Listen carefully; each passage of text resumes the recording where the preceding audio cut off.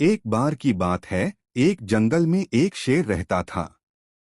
एक दिन शेर सो रहा था कि तभी एक छोटा सा चूहा वहां आ गया और शेर के बालों में खेलते हुए घुस गया। अचानक शेर की नींद खुल गई और उसने चूहे को पकड़ लिया। चूहा डर गया और शेर से मिन्नतें करने लगा, मुझे छोड़ दो, मैं आगे से ऐसा कभी नहीं करूंगा।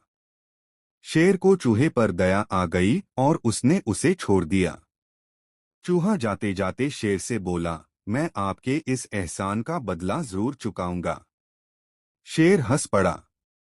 कुछ समय बाद जंगल में शिकारी आ गए। उन्होंने जाल बिछाया और शेर को पकड़ लिया। वहीं अचानक वही चूहा भी आ गया। उसने अपने नुकीले दांतों से जाल काट दिया और इस तरह शेर को आजाद कर दिया। शेर ने चूहे को धन्यवाद कहा।